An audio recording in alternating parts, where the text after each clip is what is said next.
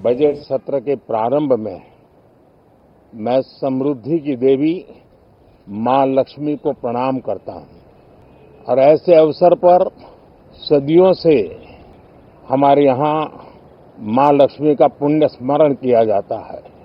सिद्धि बुद्धि प्रदे देवी, सिद्धि बुद्धि प्रदे देवी,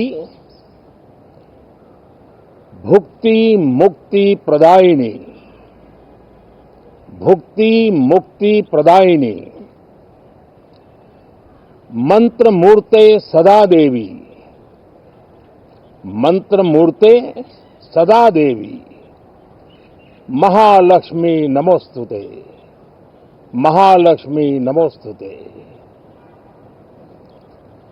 मां लक्ष्मी हमें सिद्धि और विवेक देती है, समृद्धि और कल्याण भी देती है। मैं मां लक्ष्मी से प्रार्थना करता हूं कि देश के हर गरीब एवं मध्यम वर्ग समुदाय पर मां लक्ष्मी की विशेष कृपा रहे। साथियों, हमारे गणतंत्र के 75 वर्ष पूरे हुए हैं और ये हर देशवासी के लिए सर्वाधिक गौरवपूर्ण है और विश्व के लोकतांत्रिक जगत के लिए भी भारत का ये सामर्थ्य अपनी एक विशेष स्थान बनाता है। साथियों, ये देश की जनता ने मुझे तीसरी बार ये दायित्व दिया है और इस तीसरे कार्यकाल का ये पहला पूर्ण बजट है।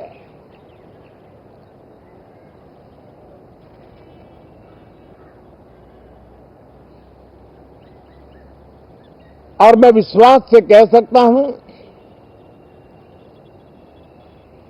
कि 2047 जब आजादी के 100 साल होंगे, विकसित भारत का जो संकल्प देश ने लिया है, ये बजट सत्र, ये बजट एक नया विश्वास पैदा करेगा, नई ऊर्जा देगा कि देश जब आजादी के 100 साल मनाएगा तब विकसित होकर रहेगा। 140 करोड़ देशवासी अपने सामूहिक प्रयास से इस संकल्प को परिपूर्ण करेंगे।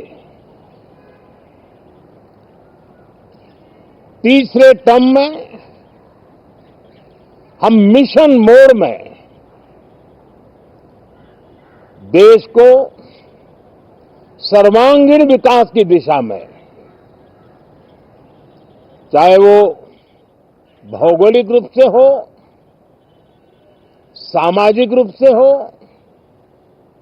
या आर्थिक भिन्न भिन्न स्तर के संदर्भ में हो,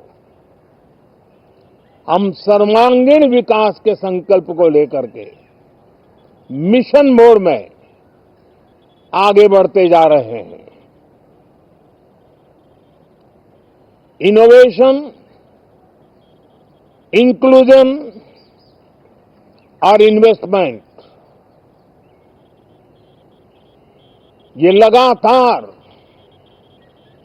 हमारे आर्थिक गतिविधि के रोड मैप का आधार रहा है। इस सत्र में हमेशा की तरह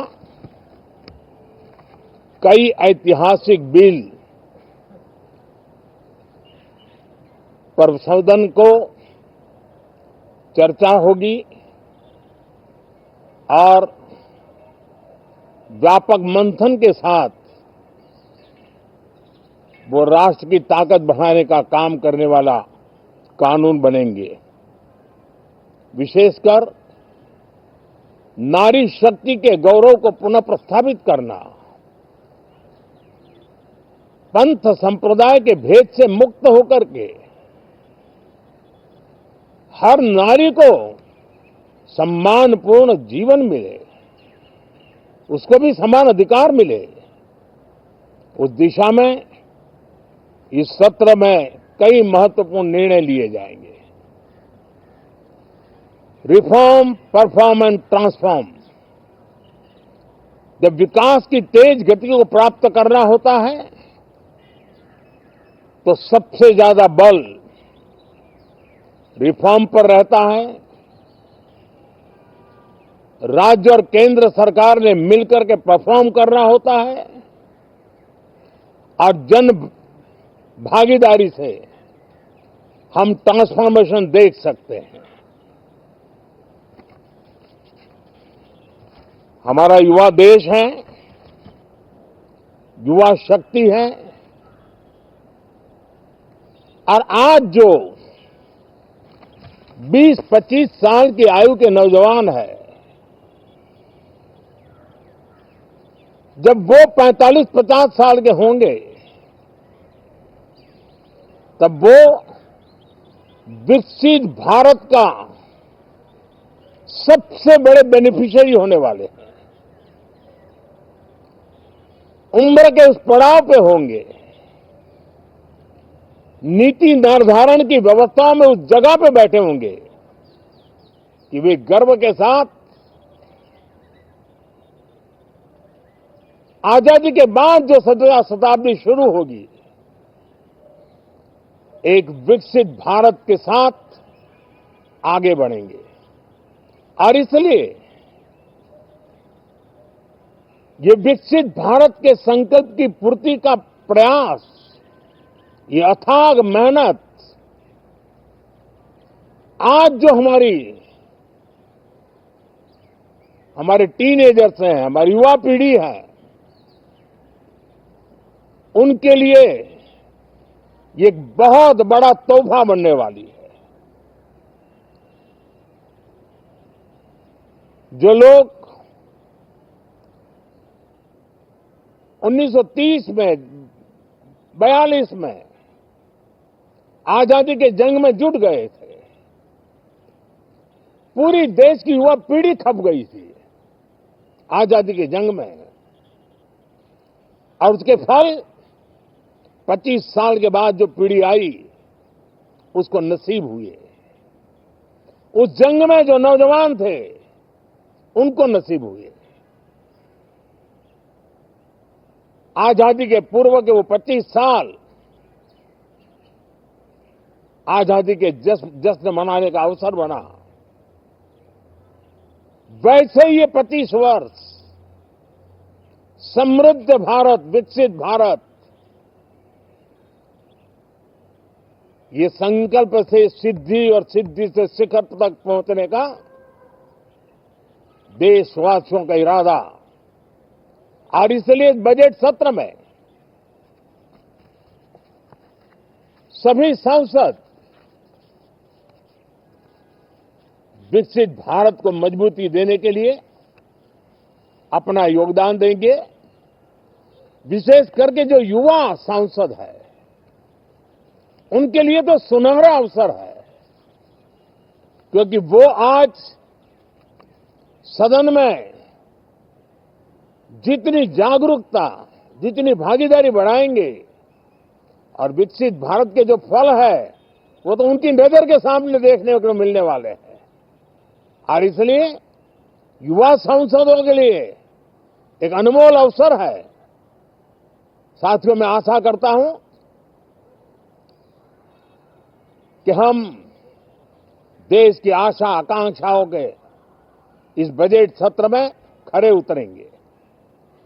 साथियों, आज एक बात आपने जरूर नोट की होगी, मीडिया के लोगों ने तो जरूर करनी चाहिए।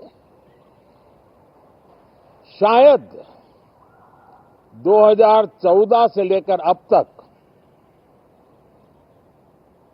शायद ये पहला पार्लियामेंट का सत्र है कि जिसके एक दो दिन पहले कोई विदेशी चिंगारी नहीं प्रगटी है। विदेश में से आग लगाने की कोशिश रही हुई है।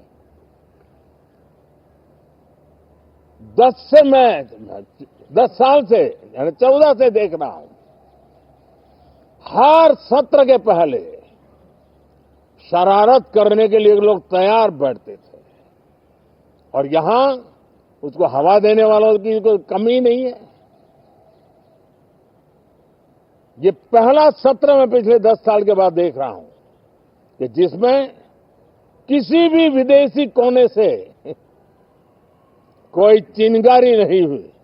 আমাদের ভিডিও ভালো লাগলে লাইক এবং শেয়ার করুন। কমেন্ট সেকশনে গিয়ে জানান আপনাদের মতামত। আরো ভিডিও পেতে আমাদের চ্যানেল সাবস্ক্রাইব করুন এবং প্রতি মুহূর্তে খবরের আপডেট পেতে প্রেস করুন বেল আইকন।